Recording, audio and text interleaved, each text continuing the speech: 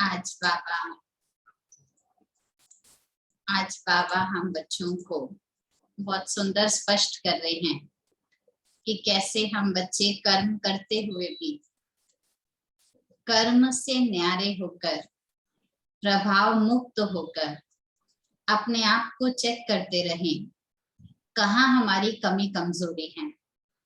बाबा ने हमको क्या बनाया था और अभी बाबा हमको क्या बनाने आए हैं, क्योंकि भगवान जो हमारा पिता है उनसे हमारा ये हाल नहीं देखा जाता, क्योंकि जब वो हमें तैयार करके गए थे तो एकदम परफेक्ट तैयार करके गए थे, किसी प्रकार की कोई कमी नहीं। जिसको बाबा हमारी महिमा याद दिलवा रहे हैं कि आप सर्वगुण संपन्न थे, 16 कला संपूर्ण थे, और आज अपने आप को सिर्फ नाम मात्र कहने में भी हमें शर्म आती है कि हम अपने आप को इतना बड़ा टाइटल कैसे दे सकते हैं। इसका अर्थ है कि हम इतनी गिरावट में आ गए, माया के रावण की इतनी अधीनता में आ गए हैं, जिसके कारण हम बच्चे उस सत्य से दूर हो गए जो वास्तविकता हमारा स्वयं का परिचय था। इसलिए बाबा कहते हैं जब कोई व्यक्ति चाहता नहीं है लेकिन ना चाहकर ऐसा हो जाता है, तो वर्णन करने में एक दूसरे के साथ क्या आता है, आजकल ना कोई ग्रहचारी चढ़ी पड़ी है मेरे ऊपर। कहते मैं जब भी कोई अच्छा काम करने जाती हूँ उल्टा हो जाता है, कुछ अच्छा बोलती हूँ लोग उसका उल्टा अर्थ निकाल लेते हैं। सुबह से सोचा था आज ऐसा करेंगे लेकिन ऐसा हो गया। इसका मतलब आपकी चाहना से भी अलग कुछ कुछ होता जा रहा है, और वो भी इतना पतन की ओर लेकर जा रहा है आपको। इससे स्पष्ट होता है कि कहीं ग्रहचारी ऐसी चढ़ी हुई है या ऐसा कोई ग्रहण आत्मा पे लगा पड़ा है। ग्रहण का मतलब भी बाबा हमको कहते हैं कि जिस चीज को हमने ग्रहण कर लिया हो वो ग्रहण। ग्रहण का मतलब कोई बाह्य प्रकोप आ जाना या कोई बाह्य आपके ऊपर कुछ जादू टोना कर देना, वो ग्रहण नहीं। कोई माया की, रावण की ऐसी आसुरी आदत, संस्कार जिसको मैंने ग्रहण कर लिया, उसने मेरे संस्कारों पर ग्रहण चढ़ा दिया, उसने मेरे वैल्यूज के ऊपर ग्रहण चढ़ा दिया। इसलिए बाबा कहते हैं जैसे कोई हीरा होता है, सोना होता है, कोई चमकदार चीज होती है, या मैं कहती हूँ वो भी दूर दूर की बात है। आप कहते हैं हीरा सोना, चलो हमने नहीं देखा। ट्यूबलाइट तो है ना, लाइट तो हर एक के घर पे। क्यों लाइट जब आप एक नई लगाते हैं तो बहुत अच्छी चमकदार रोशनी देती है, धीरे धीरे धीरे वो रोशनी कम क्यों हो जाती है? आपने कुछ नहीं किया, बस रोज दरवाजे खोलते थे, सफाई करते थे, अंदर आते थे, जाते थे, दरवाजे बंद करते थे। हमने तो लाइट को हाथ भी नहीं लगाया, लेकिन लाइट ने ग्रहण कर लिया। किस चीज को कर लिया? धूल मिट्टी जो भी चीज है, वो मिट्टी ऐसी जम गई जिसके कारण उसकी रोशनी धीरे धीरे धीरे धीरे कम हो गई। अब एक समझदार व्यक्ति आता है, एक कपड़ा उस पर मार देता है, रोशनी वापस आ जाती। तो बाबा कहते हैं बच्चे ग्रहण कुछ और नहीं है, हमने कुछ इधर उधर की बातें जाने अनजाने में सबसे ले लेकर अपने ऊपर इकट्ठी कर ली, और वो इतनी इकट्ठी कर ली जो धूल मिट्टी की तरह जम गई, और हमारी वैल्यू को उसने कम कर दिया है। ऐसा नहीं है वैल्यू नहीं है। आज भी कोई सच्चा व्यक्ति या छोटा बच्चा हमसे सच सच आके बोल दे कि दादू मेरे से ना ये चीज टूट गई, या मम्मी मेरे से ना ये चीज हो गया, आप बताओ कितना प्यार दिल से उमड़ कर आएगा। क्यों? वैल्यू अंदर है, तभी तो किसी की वैल्यू देखकर पसंद आ रहा है, सच्चाई पसंद आ रही है ना उसकी। तो बाबा कहते हैं इसी तरह सारा ज्ञान, सारी वैल्यूज अंदर आत्मा में है, लेकिन लेयर इतनी चढ़ चुकी है, धूल मिट्टी रावण की बातों को इतना हमने ग्रहण कर लिया है, जो हमने नाम लिख दिया, राहु का ग्रहण चढ़ गया। लेकिन राहु कोई अलग नहीं है, ग्रहण कोई अलग नहीं है। जिस चीज को हमने स्वीकारा है हमें उसको छोड़ देना है, बस इतना ही अंतर है ग्रहण उतारने का। इसलिए छोड़ देने वाली चीज खुद नहीं छूटती तो कहते हैं दान दे दो। अगर कोई चीज खुद नहीं छूटती तो दान में दे देने से फिर उसको यूज करने में हमारा दिल खाएगा। तो बाबा कहते हैं दान देकर अपना ग्रहण हम उतार सकते हैं। तो आज की मुरली बाबा की हमारी ग्रहचारी उतार दी और बहुत सुंदर बाबा ने बड़ा अच्छा क्लियर बताया। सतयुग में तुम्हारे पर बृहस्पति की दशा होगी, फिर जब त्रेता युग है तो शुक्र की दशा है, फिर द्वापर युग है तो मंगल की दशा है, फिर कलयुग है तो बाबा ने कहा शनि की दशा है, और कलयुग अंत आता है तो राहु की दशा है। कितना बाबा ने चक्र के रूप से एक एक दशा को क्लियर कर दिया। और फिर अभी मैं आया हूँ तुम्हारे पर बृहस्पति की दशा चढ़ाने। तो बाबा जब हम बच्चों को एक एक समय का अंतराल कैसे हमारा पतन हुआ वो बता रहे हैं, तो फिर उस पतन से उत्थान हमें कैसे करना वो भी तो बाबा हमें बता रहे हैं। सिर्फ हमें उस पर ध्यान देकर उसको अपनी धारणा में लेकर आना है। तो सुनते हैं आज के महावाक्य। आज है 15 जुलाई 2021 की मुरली। आवाज सबको क्लियर आ रही है? ओके। मुरली का सार है, मीठे बच्चे तुम विकारों का दान दे दो तो राहु का ग्रहण उतर जाएगा। जब अति हुई है तब राहु आया है, थोड़ा बहुत पतन हुआ था तो शनि था, लेकिन बाबा कह रहे कलयुग अंत माना सारे विकार जब हम पर बोलबाला बोल रहे हैं तब हम पर राहु का ग्रहण चढ़ा है। तो अब जिस चीज ने हमें राहु का ग्रहण चढ़वाया उसे हमें दान में दे देना है। तो बाबा विधि सहित बात बता रहे हैं, तुम विकारों का दान दे दो तो राहु का ग्रहण उतर जाएगा। दे दान तो छूटे ग्रहण, दे दान तो छूटे ग्रहण। प्रश्न है, वृक्षपति बाप अपने भारतवासी बच्चों पर बृहस्पति की दशा बिठाने के लिए कौन सी स्मृति दिलाते हैं? कल्प वृक्ष का पति जिसको सारे वृक्ष का ज्ञान है, ऐसा हमारा बाप हम बच्चों के भाग्य पे बृहस्पति की दशा चढ़ जाए, यानी हमेशा शुभ ही शुभ। बृहस्पतिवार वाले दिन हम कुछ नया करते हैं, शुभ करते हैं, स्कूल में बिठाते हैं, कुछ भी बुद्धिजीवी कार्य करते हैं जो कामयाबी की तरफ है। तो बाबा कहते हैं ऐसी कामयाबी आपके जीवन पर दशा के रूप में बैठ जाए, उसके लिए बाबा कौन सी स्मृति दिलाते हैं। इसका मतलब करना नहीं है, करने से पहले सोच बनानी है। अगर सोच आ गई तो करने लग जाएंगे।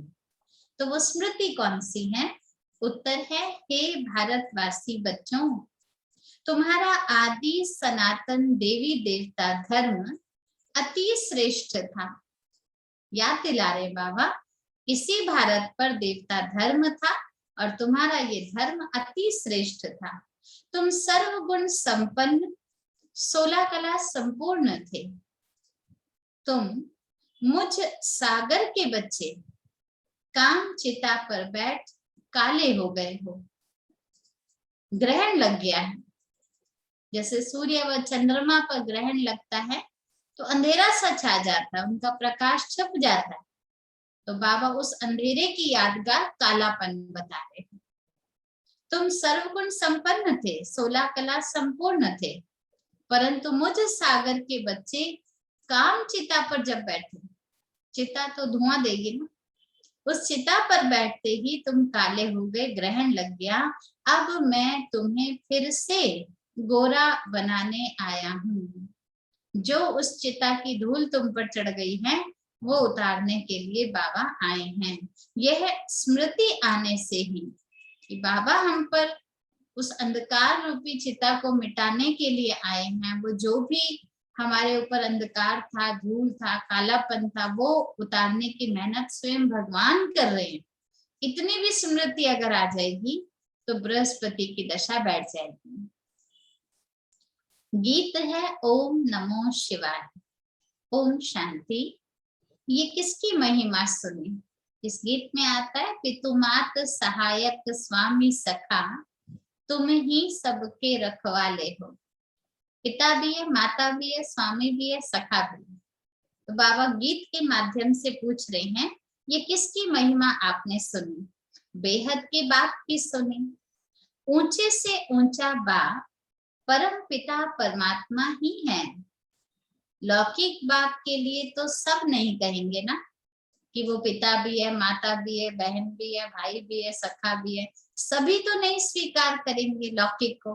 हो सकता है 4 बच्चों का पिता हो, 5वें का ना हो, वो कहेगा मेरे पिताजी तो कुछ और। तो बाबा कह रहे ये लौकिक के लिए नहीं कहा, बच्चे जानते हैं सब आत्माओं का पारलौकिक बाप वह ऊंचे से ऊंचा है, उनका नाम ही है शिव।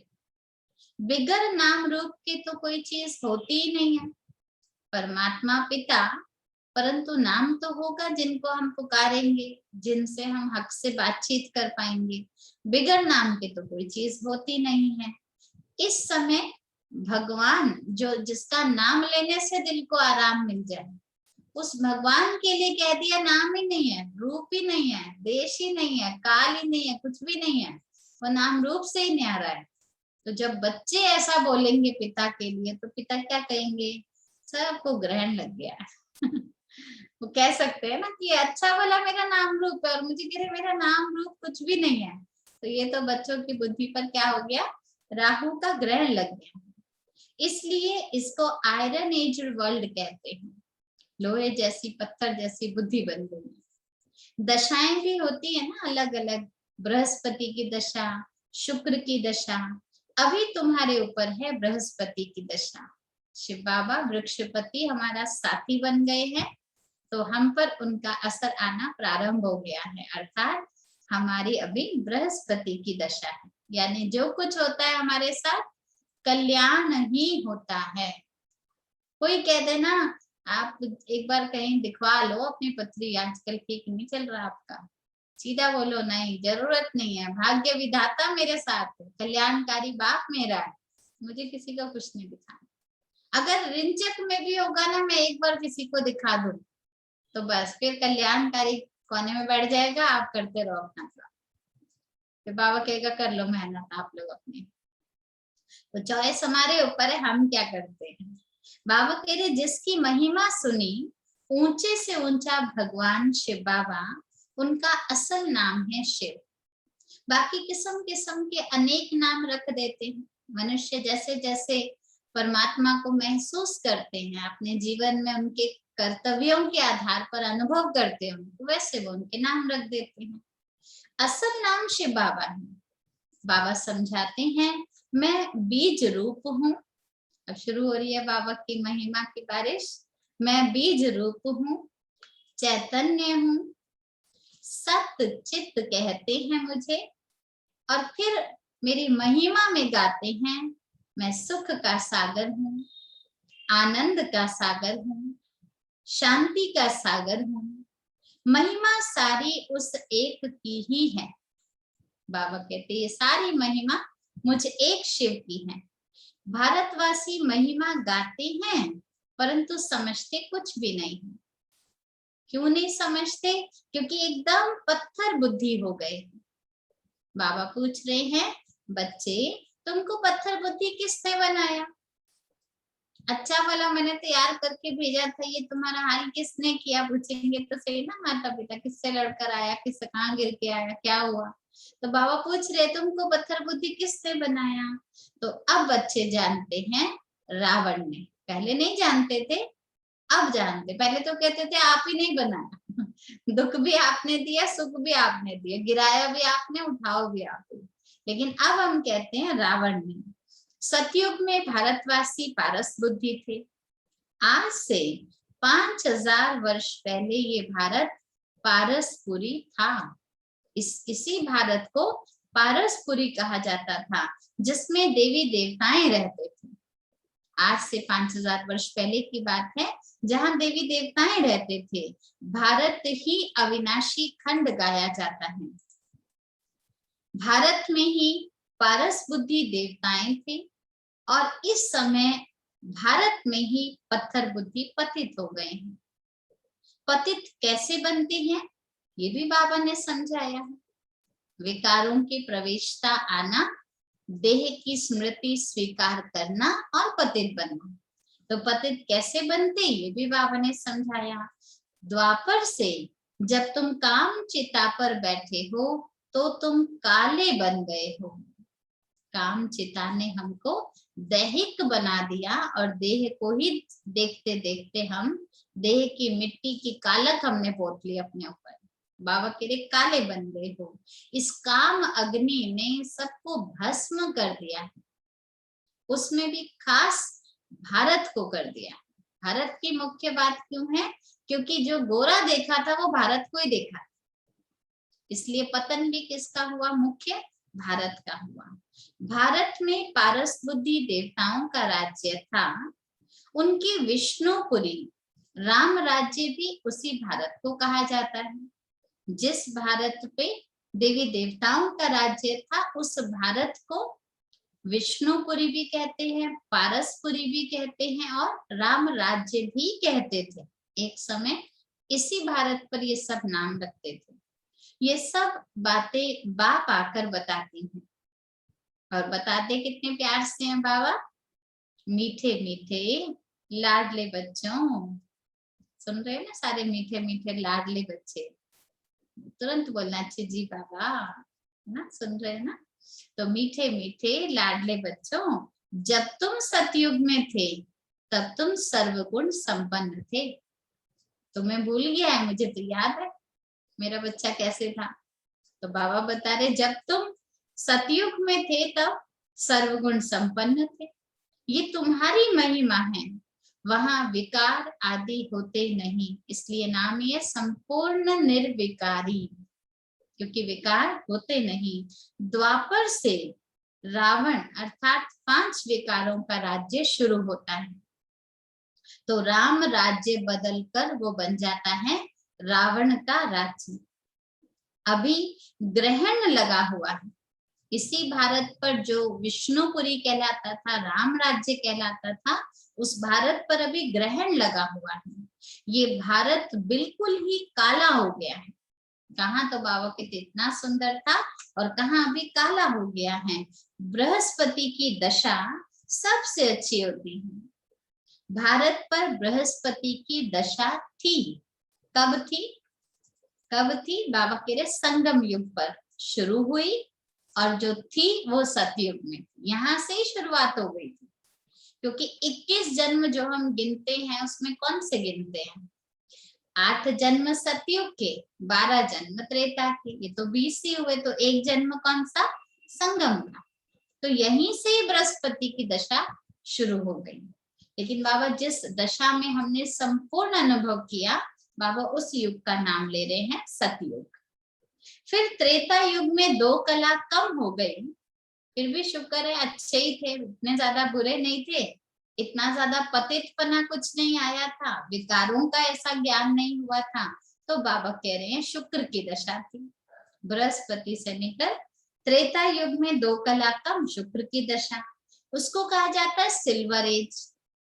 फिर द्वापर आया, कलयुग आया, सीढ़ी उतरते आए और उतरते उतरते कलयुग में शनिचर की दशा बैठ गई। इसीलिए आज शनिवार को देखो क्या भीड़ लगी होती है। लोग जितने ज्यादा शनि के मंदिर में आगे पीछे दिखते हैं उतने आजकल और कहीं नहीं दिखते। तो बाबा के लिए कलयुग की दशा है। इस समय कलयुग अंत में सब पर राहु की दशा है। जैसे सूर्य को ग्रहण लगता है तो कहते हैं ना, दे दान तो छूटे ग्रहण, माना ग्रहण से उतरने का एक मुख्य तरीका बताते हैं, दान दे दो। तो बाबा भी कह रहे हैं अब रूहानी बाप बच्चों को समझाते हैं, ये है रूहानी ज्ञान। हमें कोई स्थूल तिल जौ दाल सब्जी इनका दान नहीं देना, ये ज्ञान है रूहानी ज्ञान। यह कोई शास्त्रों का ज्ञान नहीं है। शास्त्रों के ज्ञान को भक्ति मार्ग कहा जाता है। सतयुग त्रेता युग में भक्ति तो होती ही नहीं है। ज्ञान और भक्ति, फिर है वैराग्य। ज्ञान मिल गया तो बाबा भक्ति से अभी हमको बुद्धि से छोड़ने को कहते हैं, यानी वैराग्य करने को कहते हैं। बच्चे तुम्हें इस पुरानी दुनिया को बुद्धि से छोड़ देना है, ये है वैराग्य।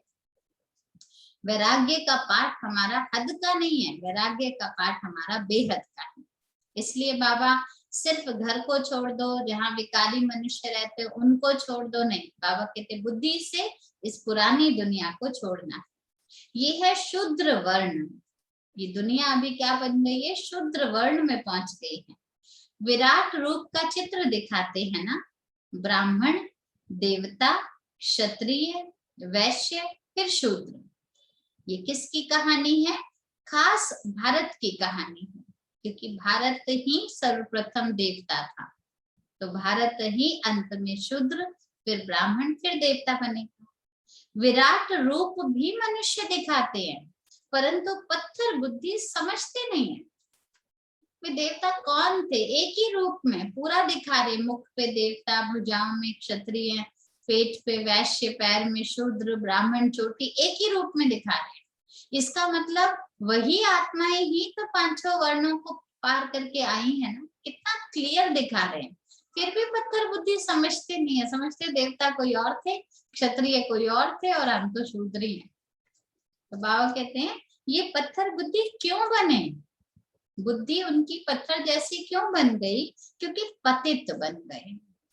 जहां मैल आ जाती है वहां मैल धीरे धीरे धीरे इकट्ठी होकर जम जाती है, फिर वो जमी हुई को निकालने में मेहनत तो पत्थर जितनी करनी पड़ेगी ना। तो बाबा कह रहे हैं क्योंकि पतित बन गए हैं। भारतवासी ही पारस बुद्धि थे, संपूर्ण निर्विकारी थे। कब थे? बाबा बता रहे आज से 5000 वर्ष पहले भारत स्वर्ग था, तब और कोई खंड नहीं था। आज से 5000 वर्ष पहले। ये भी बाबा समझाते हैं, बच्चे ये राजयोग कौन सिखाते हैं? दुनिया में हठ योग सिखाने वाले शंकराचार्य हैं, लेकिन अभी तुमको रूहानी राजयोग सिखाया जा रहा है। तो बाबा पूछ रहे हैं बच्चे तुमको ये राजयोग कौन सिखाते हैं? तुम कहेंगे शिवाचार्य सिखाते हैं। शिवाचार्य माना शिव अपने आचरण से हमको सिखा रहे हैं। कोई आचार्य नहीं है शिव, लेकिन शिव कर्तव्य पर काया प्रवेश करके हमारे सम्मुख आकर कर्तव्य करते हैं, यानी अपने आचरण सिखाते हैं हमको ऐसा ऐसा करना है। वो है ज्ञान का सागर। कोई मनुष्य को ज्ञान का सागर, सर्व का पतित पावन नहीं कह सकते। मनुष्य को वैसे कोई छोटी मोटी महिमा तो दे देंगे, लेकिन सारी दुनिया को पावन बनाने वाला ये महिमा नहीं दे सकते। सर्व का लिबरेटर तो एक ही बाप है। बाप खुद कहते हैं दुख में रावण से लिबरेट करने के लिए फिर गाइड बनकर मैं तुमको अपने साथ ले जाता हूँ। पहले दुखों से लिबरेट करता हूँ, छुड़ा के फिर यहीं नहीं छोड़ देता हूँ, छोड़ के फिर मैं तुम्हें अपने साथ गाइड बनकर ले जाता हूँ। तो मुझको लिबरेटर भी कहते हैं, गाइड भी कहते हैं, और ले जाने का रास्ता बताने वाला रूहानी पंडा भी कहते हैं। बाबा कहते मैं तुम सर्व आत्माओं का पंडा हूँ, सबको वापस ले जाऊंगा। मेरे जैसा गाइड और कोई होता नहीं। बाकी तो कहेंगे इधर से जाना, ऐसे जाना, पहुंच जाओगे, लेकिन बाबा कहते नहीं नहीं मेरे साथ चलो, पता नहीं कहीं भटक ना जाओ, बीच में कोई माया पकड़ के ना ले जाए। तो ऐसा गाइड और कोई नहीं है जो वर्बली नहीं देता है हमें गाइडेंस, खुद साथ चलते हैं। इसलिए बाबा कह रहे मेरे जैसा गाइड, बाबा को भी फक्र है अपने ऊपर, मेरे जैसा गाइड और कोई होता नहीं। कहते भी हैं God father is liberator, guide, blissful, सबके ऊपर रहम करते हैं, क्योंकि सब सागर के बच्चे काम चिता पर बैठ जल मरे हैं। मैं जो सागर हूँ, मुझे सागर के सब संतान काम चिता पर बैठ अभी जल मरी है। उसमें भी खास भारत की बात आती है। बाप कहते बच्चे तुम तो 16 कला संपूर्ण थे, संपूर्ण निर्विकारी थे। अभी क्या हुआ? अभी काम चिता पर बैठ देखो तुम क्या से क्या बन गए। कहाँ तो तुम संपूर्ण निर्विकारी, और कहाँ अभी तुम काम चिता पर बैठ। बाबा कह रहे क्या से क्या बन गए हो, तुम्हें मालूम ही नहीं, भूल गए हो तुम। तब बाबा याद दिला रहे हैं अब मैं फिर से आया हूँ, वृक्षपति बाप आकर, स्वयं वृक्षपति बाबा आकर तुम बच्चों को, सभी मनुष्य मात्र को, सिर्फ हम बच्चे ही नहीं, बाबा इसके साथ कह रहे सभी मनुष्य मात्र को बृहस्पति की दशा बिठाते हैं। बाबा हम सब बच्चों के साथ साथ सभी मनुष्य मात्र के ऊपर वो सुख, वो कल्याण उनको मिल जाए, एटलीस्ट गति सदगति उनको मिल जाए, ऐसा बाबा हम पर बृहस्पति की दशा बिठाते हैं, खास भारत पर, आम सारे विश्व पर इस समय राहु का ग्रहण लगा हुआ है। बाबा कहते हैं मैं ही आकर भारत की खास, दुनिया की आम गति सदगति करता हूँ।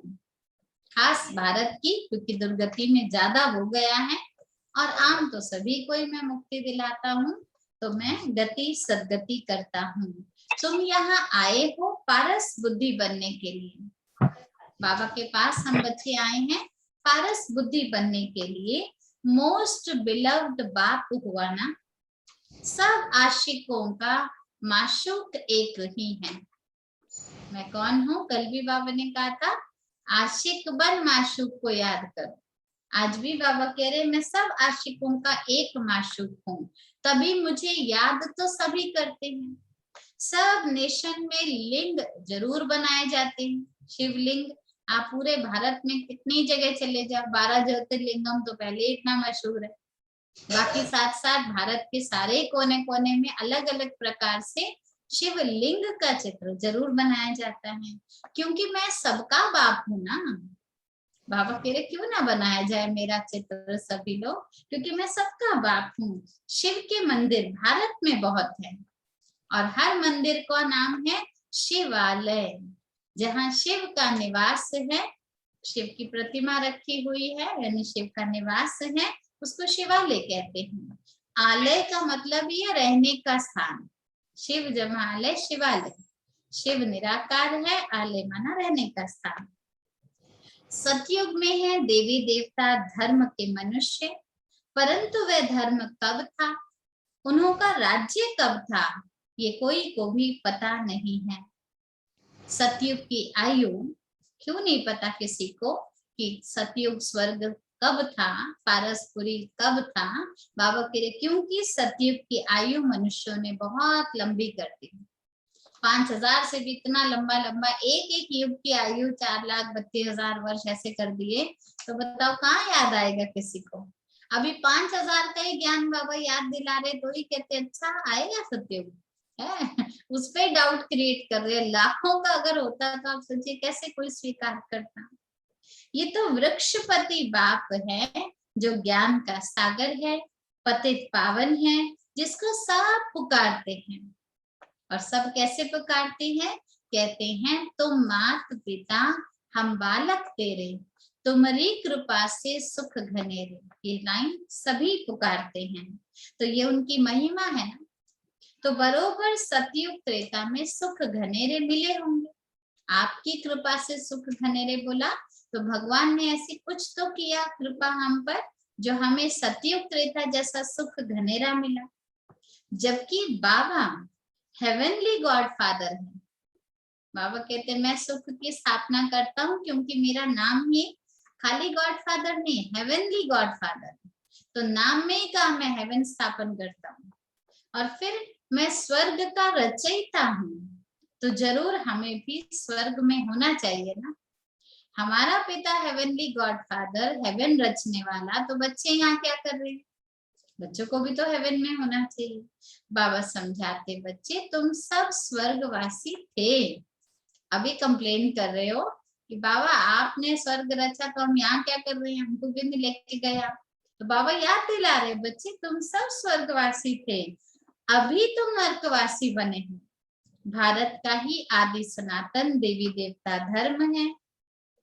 जैसे क्रिश्चियन धर्म के होते हैं, वो क्रिश्चियन के ही फिर पिछाड़े चले आते हैं। जैसे जैसे क्राइस्ट बोलते हैं उसी के पिछाड़े क्रिश्चियन धर्म के मनुष्य, उनके अनुयायी चले आते हैं।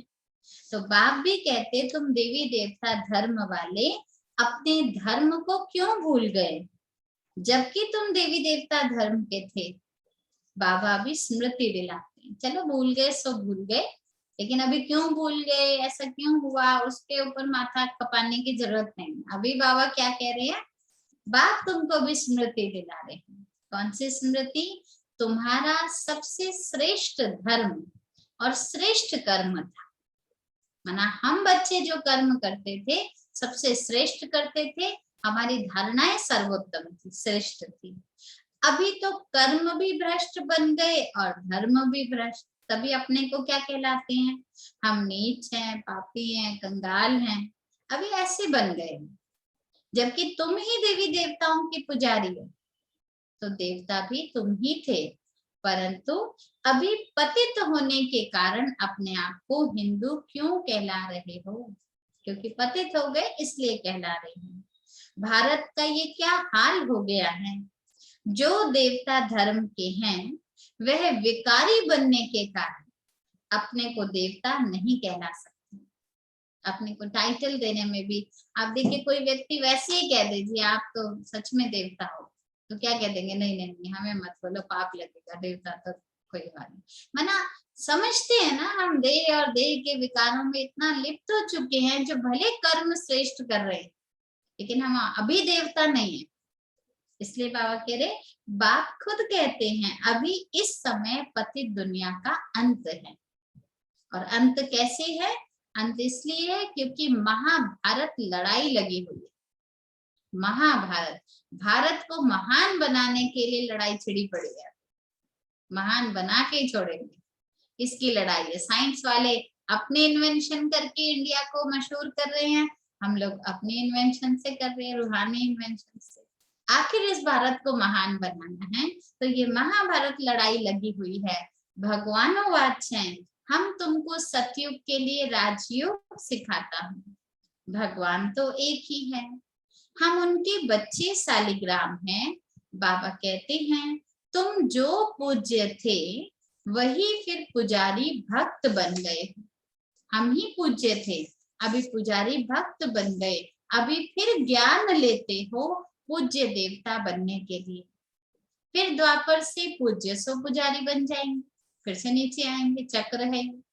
तुम पूरे 84 जन्म लेते हो, खुशी है ना, हम पूरे 84 जन्म लेते, पूरा सुख भी हम देखते हैं, और फिर अगर दुख में आते भी हैं तो हमें दुख की महसूसता सिर्फ 1/4 होती है, जबकि होता दुख पूरा आधा कल्प। लेकिन हम बच्चों को महसूसता उसके केवल, बाबा कहते हैं 1/4 होती है, क्योंकि इतना सुख हमने देखा हुआ होता है। जिन्होंने 84 जन्म लिए हैं वही आकर ब्रह्मा कुमार ब्रह्मा कुमारी बनेंगे। ब्रह्मा कुमार ब्रह्मा कुमारी माना ब्रह्मा के आचरण पर चलने वाले पावन कुमार और कुमारी। ब्रह्मा द्वारा आदि सनातन देवी देवता धर्म की स्थापना हुई, ये भी गाया हुआ है। प्रजा पिता है तो जरूर बच्चे भी तो बहुत होने चाहिए। प्रजा का मतलब ये ढेर, तो पिता भी साधारण पिता नहीं है, ब्रह्मा बना है प्रजापिता, तो ब्रह्मा कुमारी कुमारियां भी बनेंगी बहुत सारी। वह तो जरूर यहाँ ही चाहिए ना, जब ब्रह्मा यहाँ है तो ब्रह्मा के बच्चे भी यहाँ ही चाहिए। कितनी ढेर प्रजा है, इन ब्राह्मणों को ही फिर जाकर देवता बनना है। जितनी प्रजा अभी यहाँ बन रही है, बाबा कह रहे इन्होंने ही जाकर फिर सतयुग में देवता बनना है। बाप आकर शूद्र से बदल ब्राह्मण धर्म की स्थापना करते हैं। बाबा का काम है आना और शूद्र से बदलकर ब्राह्मण धर्म स्थापन करना। इस संगम युग पर ही आदि सनातन देवी देवता धर्म की स्थापना होती है। ये है कल्याणकारी संगम युग, इस युग का जहां पर आदि सनातन देवता धर्म की स्थापना हो रही है, ये युग है कल्याणकारी संगम युग।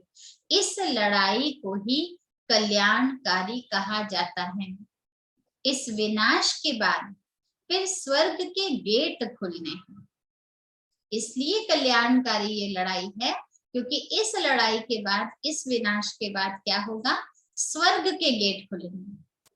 किसी अच्छी चीज के लिए अगर मान लीजिए कोई घर पुराना तोड़ रहे हैं, क्यों, ताकि नया बनाया जाए, तो तोड़ रहे हैं करके हम शोर थोड़ी मचाएंगे।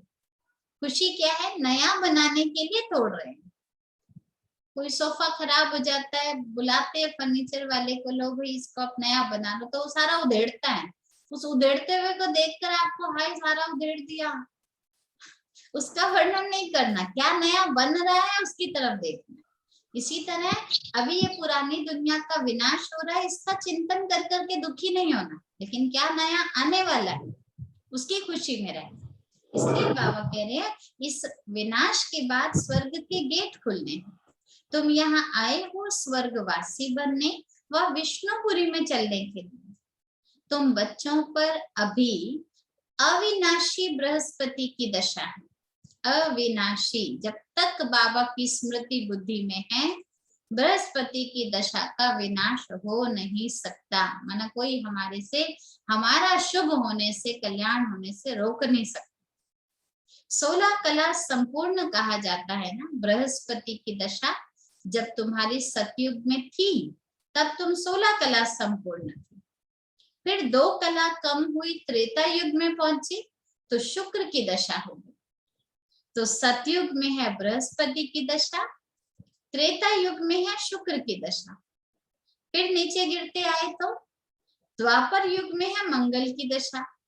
मंगल की दशा बाबा क्यों कह रहे हैं? फिर भी हम पूजा पाठ आदि में अपनी बुद्धि को रमाए रखते थे, मंदिरों में जाना, जप तप आदि करना, इसमें फिर भी थोड़ा बहुत तो शुभ मंगल बना ही हुआ था।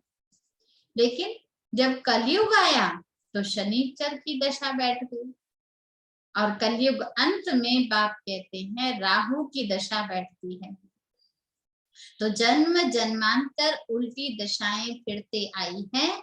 अभी बाप, अच्छा एक जन्म में नहीं हुआ ये सब कुछ, लाइन बड़ी ध्यान से सुनने के, जन्म जन्मांतर उल्टी दशाएं बैठी।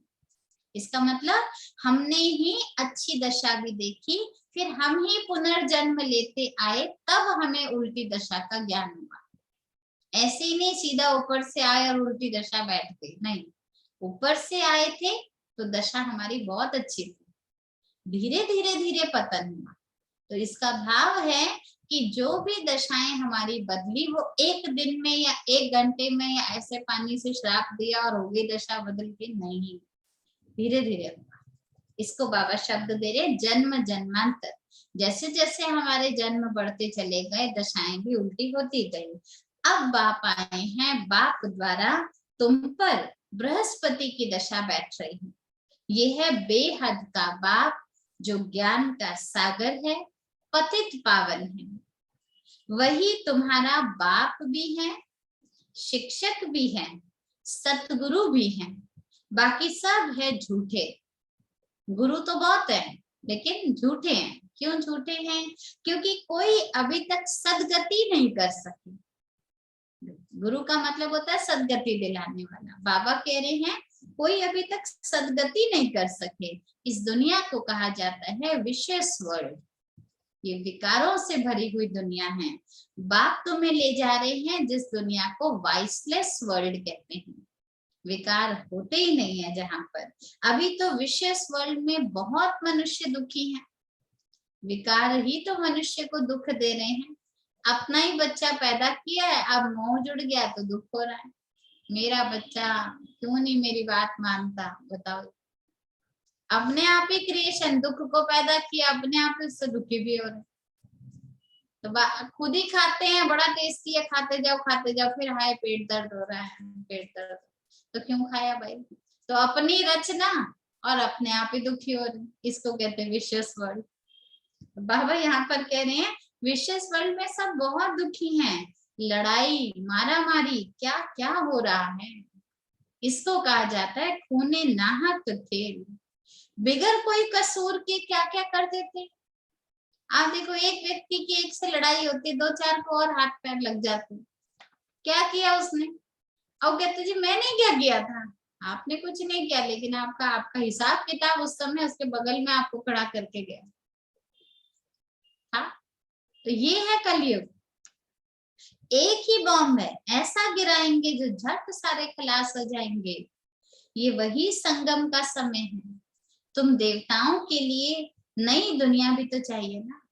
अब बॉम्ब से ही तो सफाइयां होंगी। बॉम्ब है, बाढ़ है, भूकंप है, सफाई हो जाएगी। क्यों? क्योंकि तुम देवताओं के लिए यहाँ नई दुनिया चाहिए। सो बाप कहते हैं मीठे मीठे बच्चों, मन मना भव। ऐसे कोई और कह नहीं सकता है।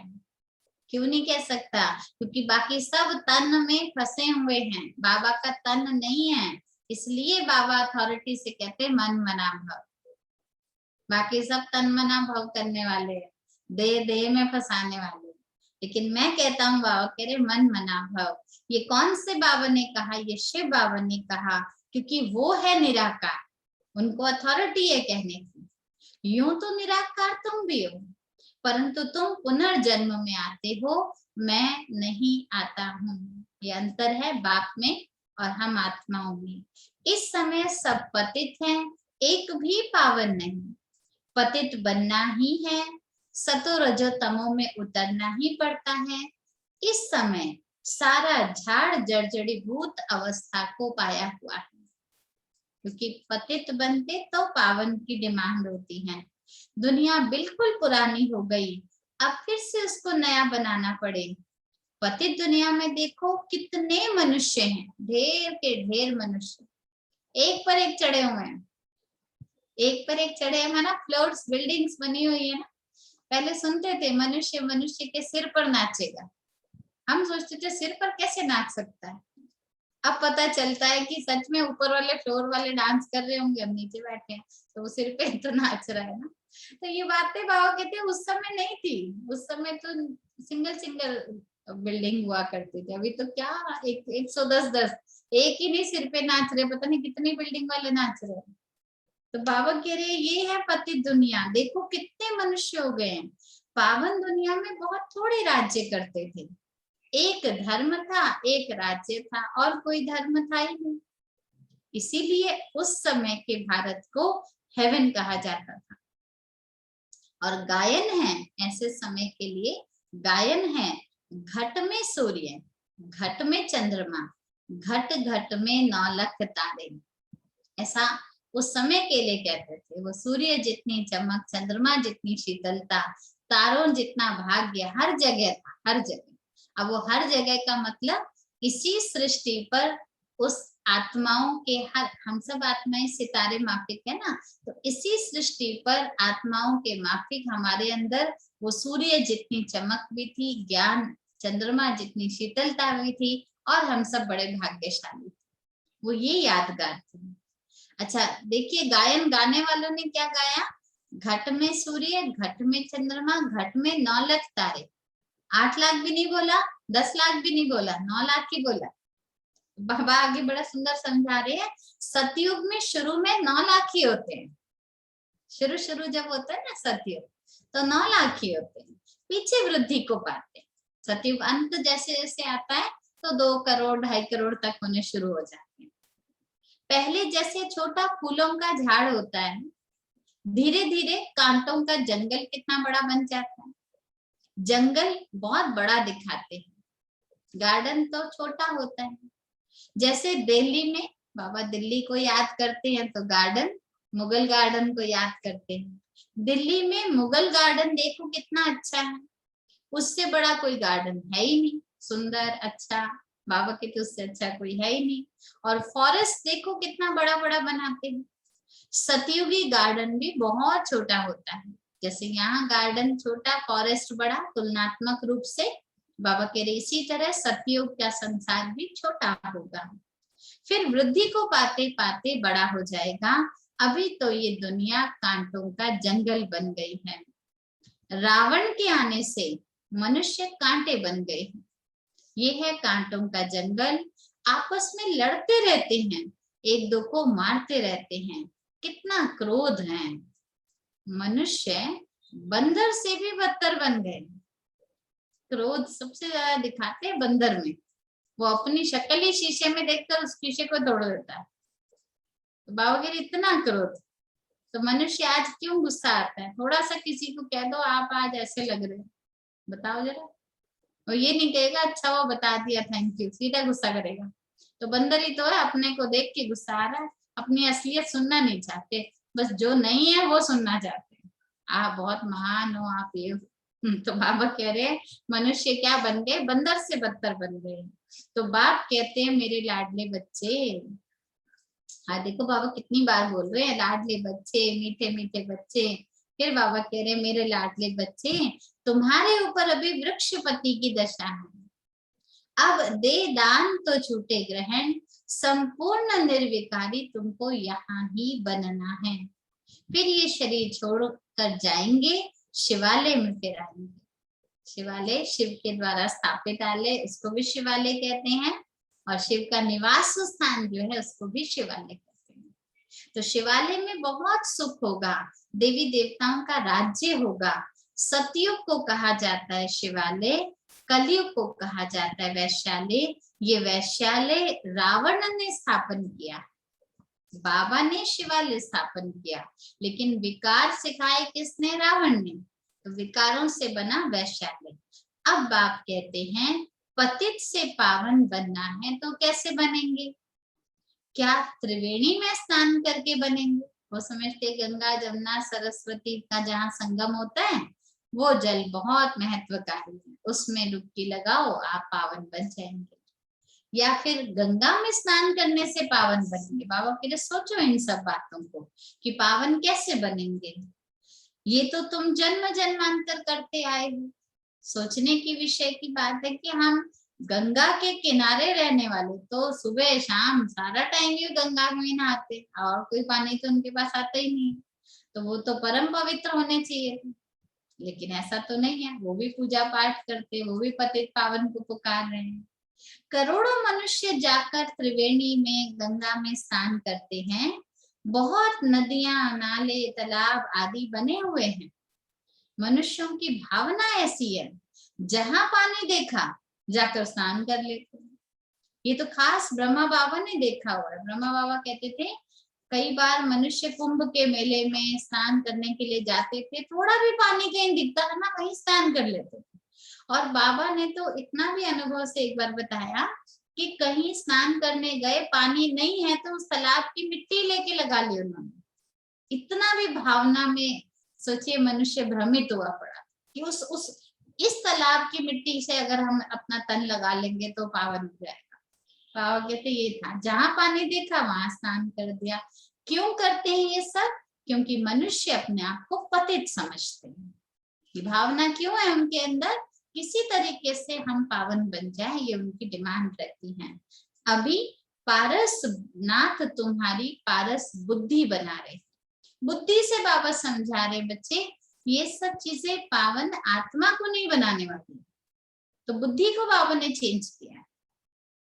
ऐसे पारसनाथ बाप को जो हमारी बुद्धि को पारस बना रहे हैं, चमकदार बना रहे हैं, समझदार बना रहे हैं, ऐसे पारसनाथ बाप को कितना प्यार से तुम्हें याद करना चाहिए। ये है रिगार्ड, रिटर्न बाबा को। बाबा हमको अगर इस पतित दुनिया में आकर पारस बना रहे हैं तो हमें ऐसे पारस बुद्धि को, बाबा को, पारसनाथ को बहुत प्यार से याद करना चाहिए। अच्छा, मीठे मीठे सिकिलधे बच्चों प्रति माता पिता बाप दादा का याद प्यार और गुड मॉर्निंग। रूहानी बाप की रूहानी बच्चों को नमस्ते। हम रूहानी बच्चों की रूहानी बाबा को याद प्यार नमस्ते, गुड मॉर्निंग। शुक्रिया बाबा, शुक्रिया। धारणा के लिए मुख्य सार है। पहली पॉइंट है, इस कांटों की दुनिया से फूलों के बगीचे में जाने के लिए, इस कांटों की दुनिया से फूलों के बगीचे में जाने के लिए जो भी कांटे अर्थात विकार हैं, वो मोटे नहीं छोटे भी हो सकते। कई बार छोटा सा कांटा होता है, वो भी सीख लग जाए ना, आप देखो हाथ में फांस लग जाती है, उसको फांस कहते हैं। थोड़ा भी लग जाए तो कहाँ आपको सारा टाइम अटेंशन डाइवर्ट करता रहेगा अपनी तरफ। तो वो ऐसे नहीं बड़े बड़े कांटों को, काम क्रोध लोभ मोह नहीं है, हाँ ठीक हूँ मैं, नहीं, छोटे से छोटा। बाबा कहते थे इन सब के बाल बच्चे हैं, इन सब के बाल बच्चे हैं। काम विकार है तो आकर्षण, खूबसूरत दिखना, या फिर किसी चीज को देखकर अपनी नैनों को तृप्त करना, और ये सब कहते थे ये काम वासना ही है, विकार ही है। फिर बाबा क्रोध के लिए कहते थे रोष में आना, आवेश में आना, ऊंची आवाज में आना, ये सब क्या है? ये सब क्रोध के बाल बच्चे हैं। फिर मोह के बाल बच्चे, सब कैसे भी है ठीक है, लेकिन अच्छा लगता है, वो अच्छा भी प्यारा मोह है कहीं ना कहीं, रॉयल मोह बाबा कहते थे। या आंसू आना, ये भी मोह है बाबा कहते थे। इतना ज्यादा, या सिर्फ देखने की तलब हो जाना, ये भी मोह है। दिख जाए बस एक बार, ये सब बाल बच्चे हैं। ऐसे ही लालच थोड़ा तो हो, आगे के लिए हो, अभी के लिए नहीं कर रहे, आगे के लिए सिक्योर कर रहे, ये सब चीज है। एक होता है करना, कॉमन करना ठीक है, लेकिन सारा समय उसी में बुद्धि लगाए रखना, ऐसे भय, ये सब चीजें क्या है, ये अपने शरीर से ही तो हमारा मोह है ना, जो भय हो रहा है हमको, मर ना जाए, कुछ हो ना जाए। ध्यान रखना जरूरी है, लेकिन हमेशा का भय बनाकर रखना ये मोह पैदा करता है। तो ऐसे सारे विकारों के बड़े बाल बच्चे हैं, पूरी जनता है इनकी इकट्ठी क्योंकि कलयुग है ना, कलयुग में तो आदमशुमारी ज्यादा है, तो रावण कोई 5 बच्चे थोड़ी पैदा करेगा, ढेर सारे करेगा।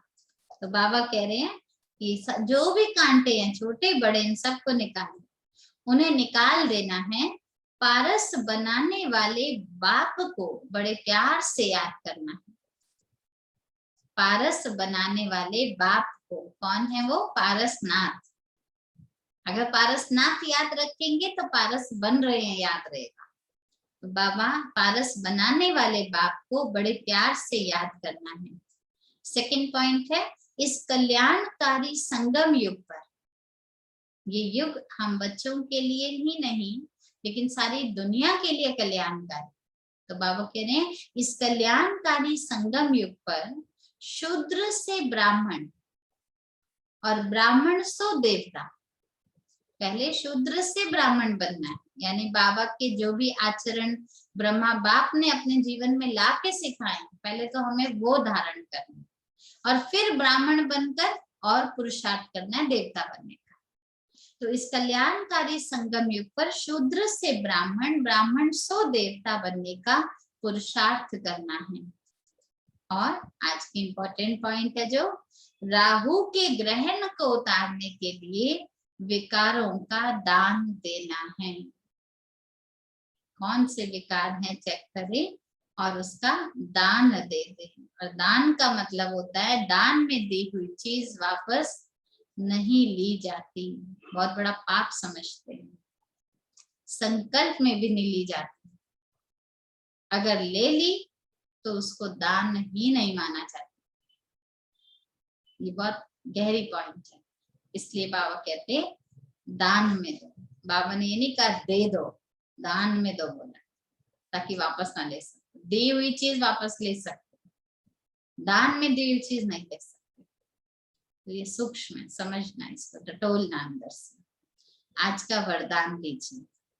संगठन में एक मत और एक रस स्थिति द्वारा सफलता प्राप्त करने वाले सच्चे स्नेही भव। संगठन में एक मत और एक रस स्थिति द्वारा सफलता प्राप्त करने वाले सच्चे स्नेही भव। इसका स्पष्टीकरण है, संगठन में एक ने कहा दूसरे ने माना, ये है सच्चे स्नेह का रिस्पांस। अगर सच में हमारा संगठन से प्यार होगा तो हम क्वेश्चन या क्वेरीज की लाइन नहीं लगाएंगे। कह दिया ना, बाबा ने कहा है ना, ठीक है, मुरली में आया है ना, स्वीकार, क्योंकि मेरा स्नेह है। तो जिससे स्नेह होता है उसकी बात पर आर्ग्यू नहीं किया जाता। ऐसे स्नेही बच्चों का एग्जाम्पल देखकर और भी संपर्क में आने की हिम्मत रखते हैं। कई बार कई परिवारों को हमने देखा है, कहते हम इनको, मेरे को याद है अभी हाल ही में एक बहन ने शरीर छोड़ा, उनके जो पति थे वो पुलिस में थे और 11 साल बाद पति ज्ञान में आए, और वो बहन 11 साल से अकेली ज्ञान में चलती रही। लेकिन जब वो चली और उनके पति ज्ञान में आए, उन्होंने एक ही लाइन बोली कि मैंने इसको हर चीज के लिए टोका, इसने हर चीज को बहुत प्यार से स्वीकार कर लिया। आक्रोश में आकर, बदला लेकर, या मैं भी ये कर सकती हूँ, कभी नहीं बोला। इस चीज ने मुझे बदल दिया कि मुझे भी यहाँ जाना। तो बाबा कह रहे हैं कि जो स्नेह है ना बच्चों का, ये स्नेह दूसरों को भी संपर्क में ले आए। कि कहाँ से ले आ रहे हैं इतनी पावर कि हम रोक रहे हैं, टोक रहे हैं, इनको कुछ लग ही नहीं रहा ये बात। तो वो औरों को भी संपर्क में आने की हिम्मत देता है। संगठन भी सेवा का साधन बन जाता है। जहां माया दिखती, संगठन सेवा का साधन कैसे?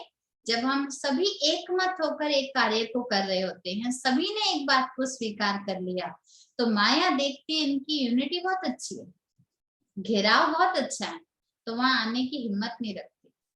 इसीलिए संगठित योग जब हम करते हैं ना, बहुत बहुत लाभकारी होता है, बहुत लाभकारी। क्यों?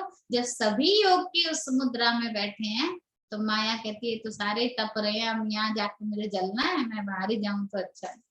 एक अकेला कोई हल्का सा दीपक जग रहा होगा तो वो फूंक मार देगी, इतने बड़ी अग्नि को कोई फूंक थोड़ी मार सकता है, तो वो हट जाएगी। इसलिए संगठन का महत्व है।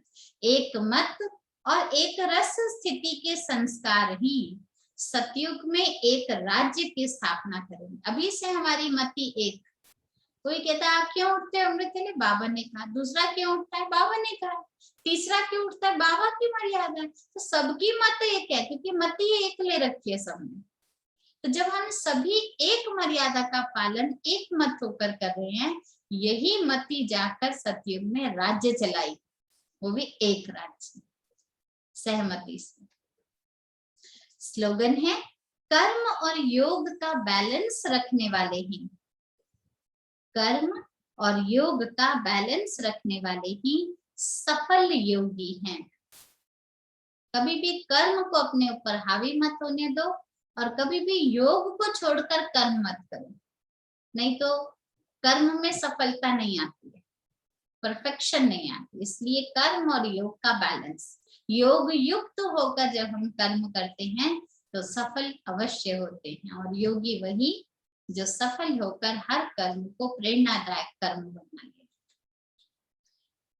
ओम शांति। तो ये थे आज के महावाक्य।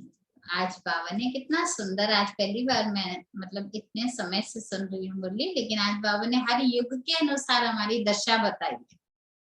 ये अटेंशन मेरा पहली बार गया कि बाबा ने हर युग में कैसे कैसे हमारी दशाएं बदली और कैसे बाप आकर हम पर बृहस्पति की दशा चढ़ाते हैं।